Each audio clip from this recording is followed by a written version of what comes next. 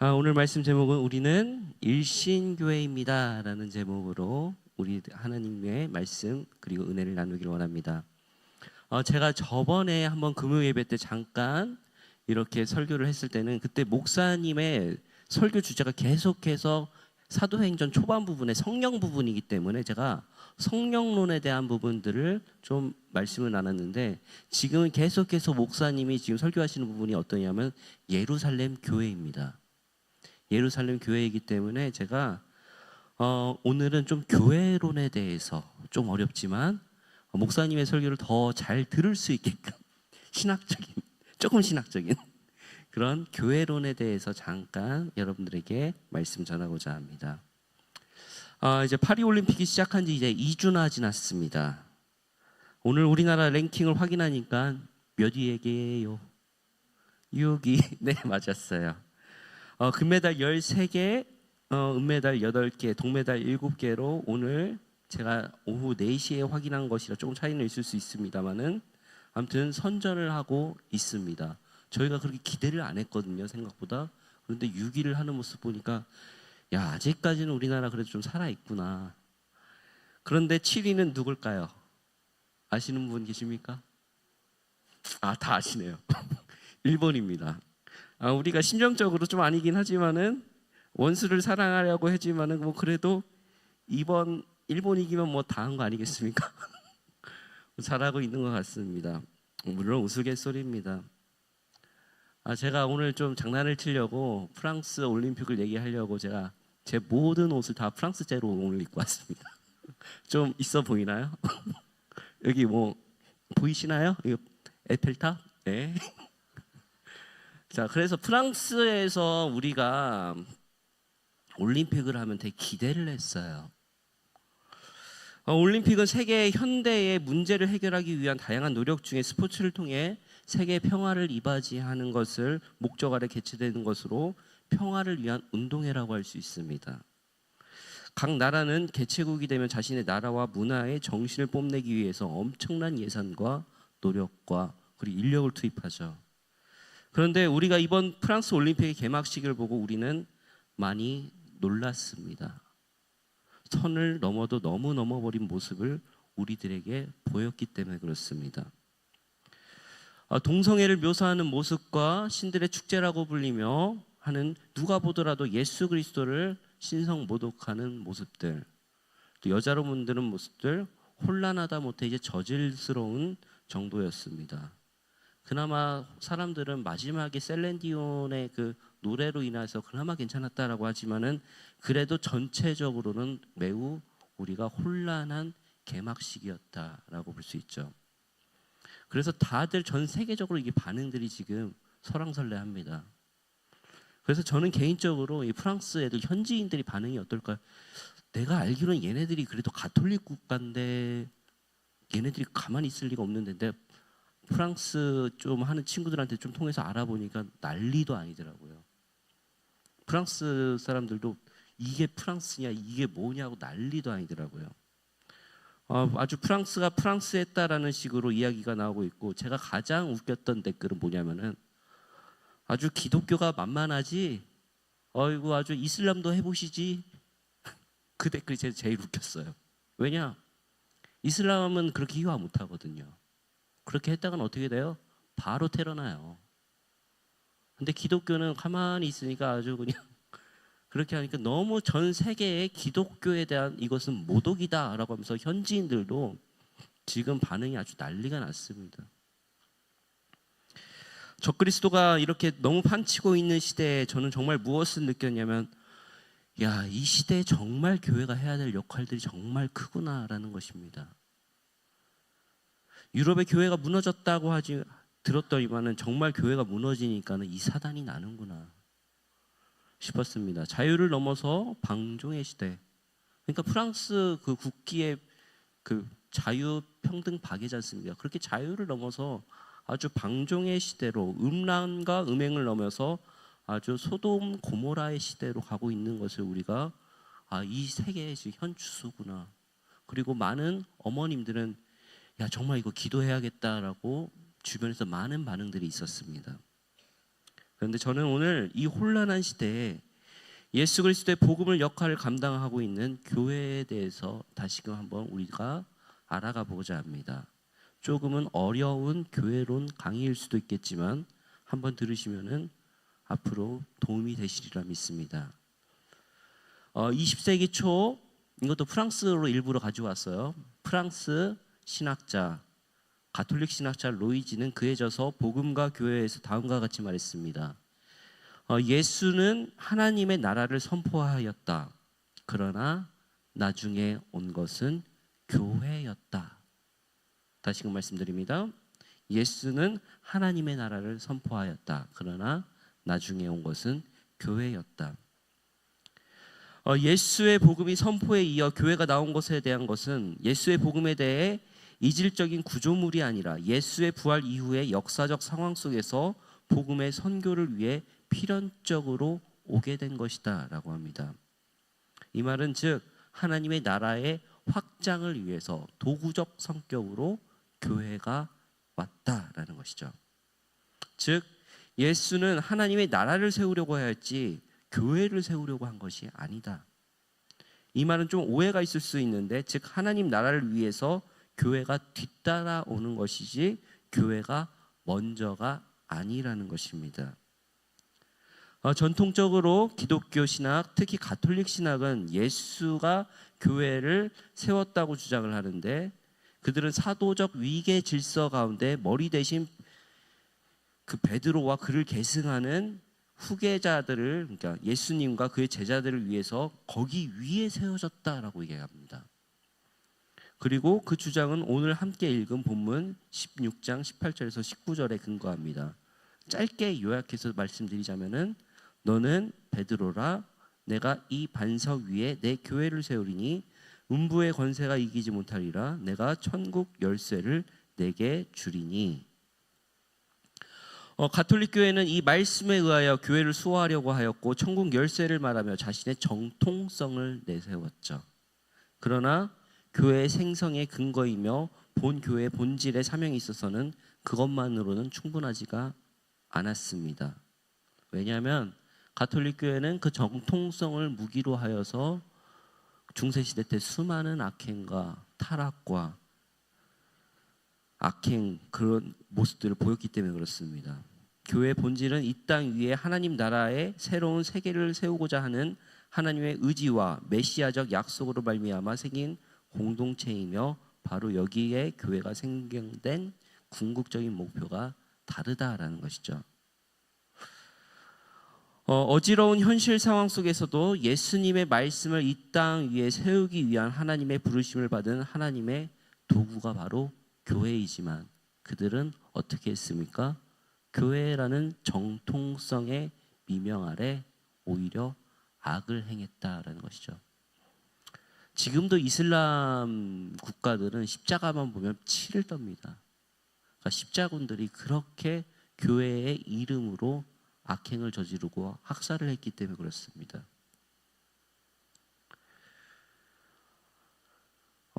교회는 하나님이 그의 메시아적 의지와 약속을 실현시키기 위한 목적으로 이 세상에 불러내신 새로운 하나님의 백성들의 모임이요 하나님 나라의 상속을 받은 하나님의 후사 혹은 그리스도와 함께 다가오는 하나님 나라의 메시아적 백성이며 역사의 종말에 완성될 하나님의 구원을 받은 세계를 예시하는 종말론적인 구원 공동체이다 라고 이야기합니다. 좀 더 간단하고 쉽게 말씀드리자면 하나님 나라를 위한 부르심을 받은 백성들의 모임. 너무나 이 타락한 가톨릭 현실을 보고 우리 종교개혁자들은 종교적 권력과 세속적 권력을 함께 가진 중세기의 거대한 제도교회의 반기를 들었습니다. 그래서 우리를 프로테스탄트라고 하죠. 개혁자들은 성도들의 모임이라는 초대교회의 모습을 회복하고자 하며 그리고 나서게 됩니다. 루터에 의하면 교회는 성직자들의 위계 질서나 눈에 보이는 객관적 법적 제도가 아니라 그의 본질에 있어서 공동체요 성도들의 사귐이라고 주장했으며 우리 장로교회 창시자 깔뱅이에 의하면은 교회는 성도들의 교통 그리고 선택받은 자들의 공동체라는 것입니다. 종교개혁 시대에 저술된 아우스부르크 신앙 고백에 의하면 성직은 지배가 아닌 봉사다. 성직은 지배가 아닌 봉사다라고 하며 모든 직분은 봉사라고 하는 것이죠. 여러분들이 지금 다 받고 계시는 그 직분은 질서가 위계 그 질서가 아니라 뭐다? 봉사다. 모든 사람이 봉사하고 예수 그리스도만이 다스리는 그의 그리스도의 왕국이요 그리스도의 몸이라는 것입니다.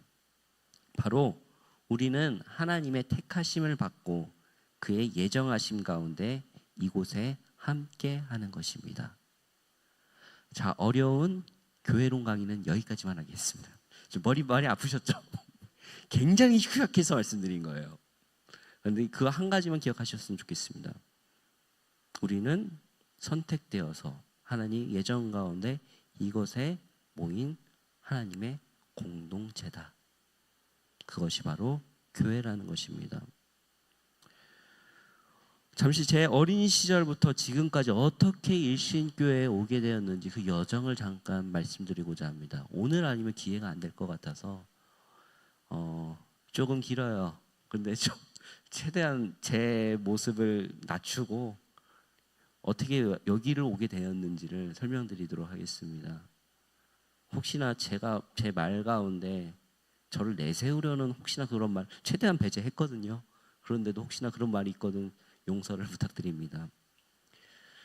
저는 어린 시절에 이제 원래 제 고향이 어디냐면 경기도 안성입니다.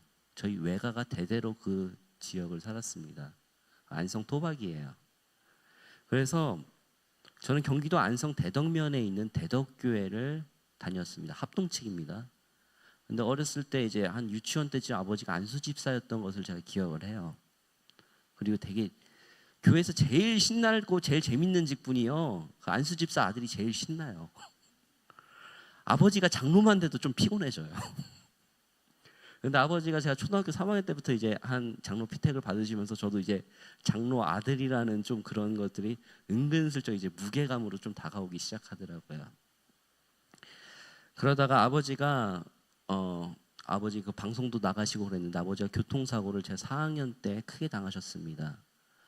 여기 목 몇 번 경추 6번 7번이가 딱 쳐가지고 거진 전신마비로 죽을 뻔한 거 간신히 아주대학병원에서 살렸습니다. 그리고 나서 아버지가 뒤늦게 신학을 하셨죠. 아버지가 이제 전도사 시절을 하시면서 그 안성에 있는 그래도 가장 오래된 교회 안성 제1장로교회를 아버지가 섬기셨습니다. 근데 이제 극과 극으로 갔어요. 합동측이 아니라 기장측으로 왔어요. 이제 성도 여러분들은 잘 모르시지만 우리 장로님들은 그 성격이 어떻다라는 걸 아시죠? 가장 진보적인 교단입니다. 장로교회에서. 거기는 남선교회 갈 때 술 들고 가요. 충격이시죠? 근데 거긴 그래도 돼요. 별일 다 있었어요. 뭐 그거는 뭐 구차하고 그리고 아버지가 거기서 섬기시고 그러고 하실 때 저는 아빠 교회 다니기 싫다고 제가 고등학교 2학년 때 안성 성결교회를 가게 됩니다. 아빠랑 이제 더 이상 신앙생활하기 싫다고 이제 뛰쳐나갔습니다. 그리고 그때 제가 신학 안 한다고 아버지랑 엄청 싸웠습니다. 저는 고등학교 2학년 때 일부러 이과를 갔는데 이과를 간 이유는 이과 가면 신학교 안 갈 수 있겠지라고 생각을 해서 이과를 갔는데 문제는 뭐냐? 신학교는 그런 거 상관없다. 믿음을 보지 이과 문과는 상관없다. 그러다가 이제 제가 아버지가 이제 나이가 50이 넘으시니까 자기 고향에서 목회하고 싶다고 하셔서 아버지 고향 원래 김제시인데 교회 자리가 바로 안 나니까 전라북도 순창으로 내려가게 됐죠. 같이 내려가면서 저는 전주 신일교회를 제가 이제 청년 때부터 섬기기 시작했고 자연스럽게 거기서 전도사가 되었습니다. 우리 교회 이제 재유한 전사님처럼 비슷하게. 그래서 유치부를 섬기게 되었습니다. 유치부를 섬기면서 거기서 많은 사랑을 받았고 진짜 제가 사랑 많이 받았어요. 그리고 유치부를 섬기고 그 다음에는 전주 덕일교회라고 해서 거기서 이제 영아부와 유치부를 두 부서를 섬기게 됐는데 정말 힘들었던 게 뭐냐면 영아부입니다. 그러니까 영아부는 언제부터 딱 타이밍이 시작하냐면은 산모가 임신했다라는 소식을 딱 듣자마자 바로 이제 리스트 적고 기도하고 출산하면은 산후조리원 가서 이제 같이 예배드리고 하여튼 3살까지. 그리고 남자라서 제 한계가 있지 않습니까? 제가 모르지 않습니까? 그래서 그 한계를 극복하기 위해서 논문이란 논문은 다 봤습니다. 산모를 위한 논문이라든지 그런 것들을 그렇게 할 수밖에 없었어요. 그리고 그분들을 위한 어떻게 하면 이분들을 조금이라도 쉬게끔 해드릴 수 있는가를 많이 노력을 했던 것 같습니다. 그리고 제가 이제는 전라도가 전라도 아직도 좀 싫어해요. 죄송해요. 근데 그 전라도 떠나고 싶어서 나 이제 서울 간다. 나 다시 서울로 복귀할 거야 해가지고 그 아버지의 손길이 가장 안 닿는 곳이 어딜까라고 생각을 해서 저희 아버지가 주로 이제 서울로에 계셨고 또 저희 집안 어른들이 서울 선호에 강북로에 계시니까는 서울 서북 쪽이면 괜찮겠다. 머리를 굴리고 은평구에 있는 광암교회로 가게 됐는데 저는 몰랐는데 은평구에 그렇게 전라도 사람들이 많이 사는지 몰랐어요. 거기 갔는데 거기 담임 목사님이 우리 아빠 선배야. 그것도 고향 선배야. 근데 거기서 또 이제 중등부를 열심히 사역을 하고 더 정직하게 말씀드리자면 제가 장신대 신대원을 가고 싶었지만 공부를 안 했어요. 그냥 못했어요. 낙방을 하고 저는 전라도 광주에 가게 됩니다. 전라도 광주 가니까 거기 가서 계속해서 아버지는 그래도 아들을 위한 마음으로 큰 교회를 좀 추천해주고 해주려고 했지만 저는 그때 좀 워낙 청개구리라서 이것도 세습이야 하면서 저는 이제 일부러 좀 광주 동광교회 그때 이제 분쟁이 있었던 교회를 가게 되고 거기서 이제 유치부와 청년부를 섬기게 되었습니다. 거기가 정말 힘들었던 교회예요. 정말 법정 이미 딱 들어가자마자 소송이 어느 정도 끝났다라고 했는데 법정 소송만 50개가 남아 있었던 교회. 뭐 더 이상 자세히 말 안 하겠습니다. 그리고 나서 이제 제가 전임 전도사를 사역을 할 때가 되니까 아버지가 또 그 욕심이 나셔가지고 또 이제 또 큰 교회 또 이제 어쩌고 저쩌고 하시려고 하다가 제가 어디로 갔냐면은 그때 당시에 저를 그래도 좀 나름 챙겨주셨던 목사님이 울산에 계셨거든요. 그런데 저희 전주 신일교회 그 목회자들 모임이 상도나 조한주 목사님 지금 암투병하고 계시는데 지금 좀 네가 가줬으면 좋겠다라는 얘기를 듣고 타이밍도 딱 좋았고 알았어 내가 갈게 해갖고 저는 울산으로 넘어가게 됩니다. 그리고 아버지한테 한마디를 하죠. 또 한 번만 건들면은 이슬람으로 선교 갈 줄 아니까는 더 이상 건들지 말라고. 그래서 저는 반항한 심정으로 그렇게 좋은 그건 아니에요. 거기서 교회 건축과 그리고 그 건물들을 올리는데 정말 고생했어요. 코로나 때만 해도 그래도 건축 자재비가 괜찮았거든요. 근데 정말 힘들었던 게 언제냐면 러우 전쟁 터지니까 이 자재비가 올라가는데 정말 감당이 안 되더라고요. 그러면서 그래도 이제 교회 건축을 하면서 어느 정도 다 해놓고 그러다가 이제는 한 2, 3년이 지나니까는 이제 저희 경기도 양평에 있는 제 스승 되시는 목사님 최지한 목사님이 그 목사님이 어떤 분이시냐면 저희 아버지 교회를 이렇게 연희동 청년부 교회 때 저 23살 때 오셔서 멘토 되시는 목사님이 상도나 너라도 좀 와줘야 여기 애들 도저히 안 되겠다. 왜냐면은 양평에 있는 꼴짜기에 있는 지금 꼴짜기에 있는 친구들은 되게 문화적 교육적 혜택을 많이 못 받는 친구들이 많거든요. 이 아이들을 위해서 좀 헌신해 달라라고 하셔서 알겠습니다 하고 바로 갔습니다. 그리고 정말 1년간 그 아이들을 위해서 이 양평이 뭐가 문제냐면요. 뭐 요즘은 이제 이혼 가정은 이제 둘째 치고 그 집안 대대로 내려오는 쓴뿌리들 대부분 그게 6.25 전쟁의 그 사람들이거든요. 할아버지가. 그리고 그 자녀들은 다 가정 깨져 있고 그 손자들 그 세대들입니다. 그러니까 정말 사고를 많이 칩니다. 그러니까 그 아이들을 섬기고 사랑해 주는데 교회를 진짜 교회가 이그러진 모습들을 다시는 개혁하려고 하니까는 딱 1년이 지나니까 담임 목사랑 부목사 같이 나가래요. 쫓겨났습니다. 네, 쫓겨났습니다.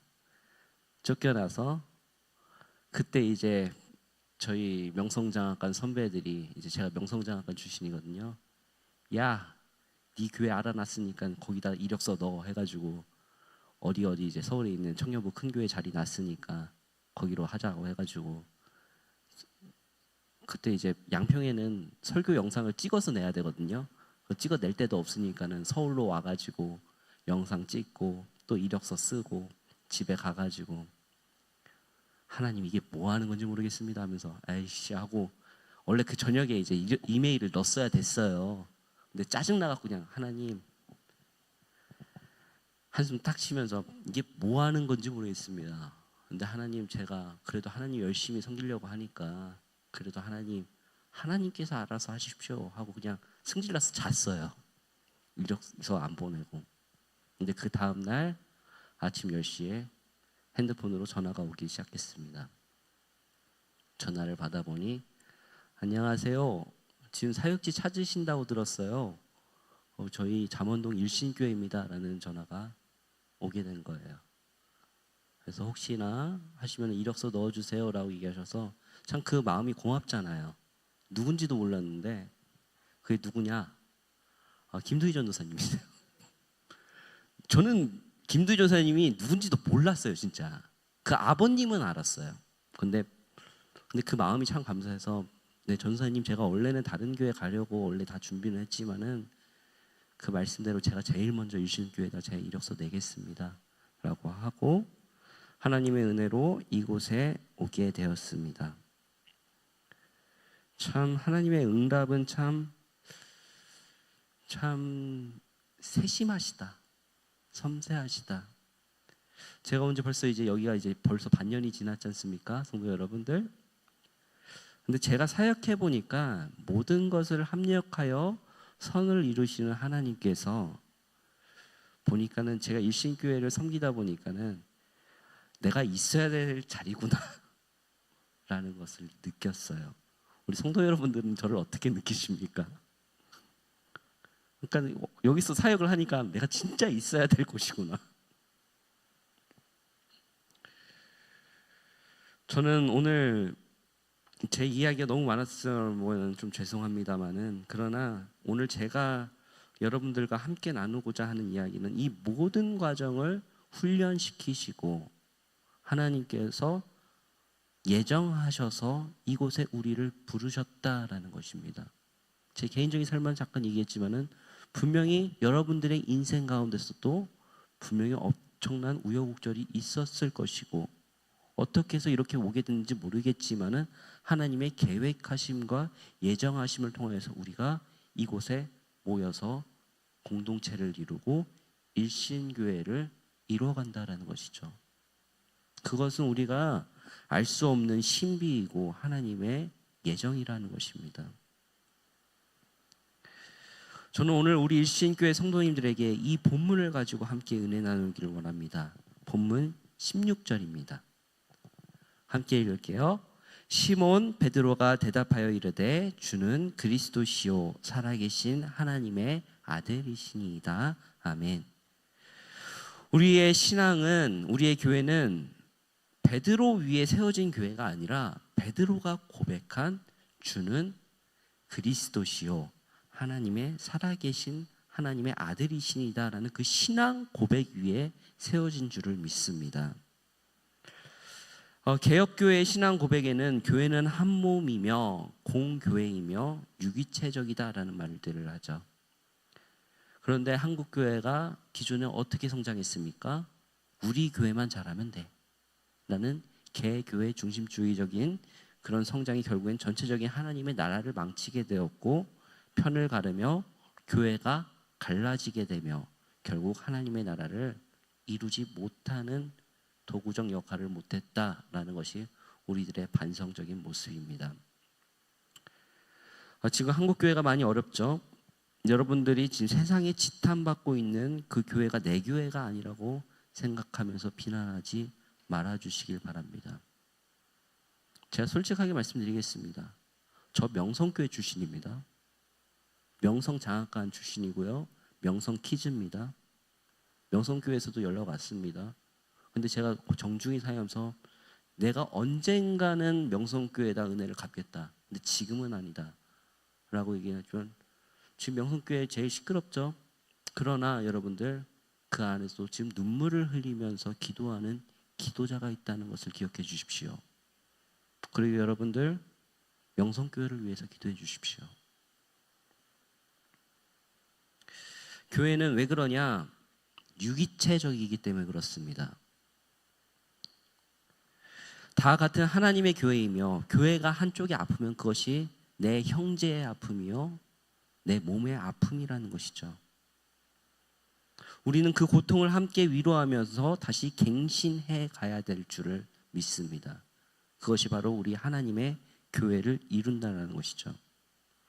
교회는 주로 성경에서 몸으로 비유합니다. 새끼손가락 하나 아파도 온몸 전체가 아픈 것처럼 교회도 마찬가지입니다. 교회 한 부서가 부흥하면은 그 한 부서 때문에 교회 전체를 영향을 받아서 교회 전체가 부흥합니다. 반대로 한 부서가 아프기 시작하면은 그 한 부서 때문에 교회 전체가 아픈 것도 교회의 모습입니다. 우리는 일신교회이기 때문에 하나님께서 택하시고 이곳에서 미리 예정하셔서 이곳에서 함께 한 몸을 이루고 있는 공동체입니다. 그리고 우리가 함부로 말할 수 없는 이 엄청난 비밀과 신비가 우리 일신교회 공동체 안에 있는 줄을 믿습니다. 성령님의 교통함이 충만한 교회 그리고 연합하는 교회가 바로 우리 일신교회라는 것이죠. 전교인 수련회를 진행하고 준비하면서 여러분들도 많이들 가주셔서 참 감사합니다만은 알게 모르게 영적인 공격이 엄청났습니다. 제가 말로 못합니다. 우선 저를 감정적으로 엄청 건들더라고요. 막 일이 안 되고 우리 라 목사님 넘어지셔서 막 그러시지, 막 차량은 막 문제가 생기지. 참 이태우 장로님 참 잘 섬겨주셔서 감사합니다. 제가 장로님한테 많이 배웠습니다. 아마 저 혼자 있었으면 저는 분명히 무너졌을 거예요. 그런데 장로님이 먼저 그 기사 달래고 뭐하고 하면서 저도 같이 야 여기서 내가 머리 숙여야 된다라고 하면서 심지어 거기 경기 남부예요. 그 지역이 평택, 용인, 안성은 저기 외가 나아발이에요. 승질내면요 그 지역사회에 얼마나 그 무서운지 아세요? 그런데도 꾹 참으면서 이 사단 이 새끼야 내가 너한테 지나보냐 하면서도 내가 오직 여호와 앞에 서리라 하면서 결단하면서 머리 숙였습니다. 왜 그러냐? 나 자신을 죽이고 예수로 살고. 왜냐? 우리 교회를 살려야 하기 때문에 그렇습니다. 낮은 곳으로 더 낮은 곳으로 우리의 마음을 내리고 하나님의 은혜를 구하며 우리 교회는 하나님의 사랑으로 그렇게 할 때 채워질 줄을 믿습니다. 우리가 마음을 낮추고 하나님의 은혜를 간구할 때 하나님께서 부어주시는 은혜가 더욱더 이 교회에 채워질 것입니다. 그러면서 이제 성도 여러분, 우리의 시선을 이제 형제를 바라보는 시선을 사랑의 시선으로 바꿔주십시오. 무엇보다도 내 자신을 죽이고 예수를 살아가는 인생으로 바꿔 나가야 됩니다. 지금 우리 교회는 지금 잘 되고 있습니다. 제가 어떻게 보면 되게 전략적으로 한 것도 없잖아 있는데 사실 우리가 전교인 수련회 준비하면서 알잖아요 장로님 50명이나 올까 걱정했지 않습니까? 근데 제가 장로님한테 선포를 했거든요. 저는 무조건 70명 만듭니다 라고 제가 선포했잖아요. 결과적으로 저희가 카운트하면 78명 왔어요. 내후년에는 제가 100년 넘길 생각이에요. 제가 하는 게 아니라 하나님 목표를 잡고 하나님께서 하실 줄을 믿습니다. 그리고 여러분들 교회가 이렇게 이루어지고 돌아간다는 것은 여러분들 안 보이는 가운데서 기도하는 손길들이 있기 때문에 가능합니다. 그리고 저는 권사님들의 헌신을 받습니다. 장로님들이 땀을 흘리는 모습을 저는 봤습니다. 여러분들은 아마 못 보셨을 수도 있어요. 저는 그걸 봤어요. 그렇기 때문에 이 교회가 이만큼 이루어지는 겁니다. 또 집사님들 수련회 한다고 땀 뻘뻘 흘려가면서 섬기고 도와주시고 또 여름 성경학교 하니까는 아이들 뭐 하나라도 더 잘해 주시겠다고 그렇게 노력하시는 모습들, 식당에서 먹을 거 해주시는 분들, 정말 그 뜨거운 가운데서도 그것들을 준비해 주시고, 우리 청년들 진짜 굳은 일 많이 하고 무거운 거 누가 알아주지도 않고 그런데도 묵묵히 해주고 섬겨주고 감사합니다. 그리고 우스갯소리 나오겠지만 우리 애들도 섬깁니다. 우리 지원이 그 몇 살짜리 애가 이제 와서 이제 먹을 거 우리한테 주고 막 그렇습니다. 뭐 얼마나 하겠냐마는 그 또한 섬김 아니겠습니까? 아이들이 모르는 것 같고 귀찮게 보일 수도 있지만 다 나름대로 생각이 있고 어른들한테 뭐라도 자기 거 주려고 하는 그 모습 가운데서 성령님이 이곳에 임하실 줄을 믿습니다.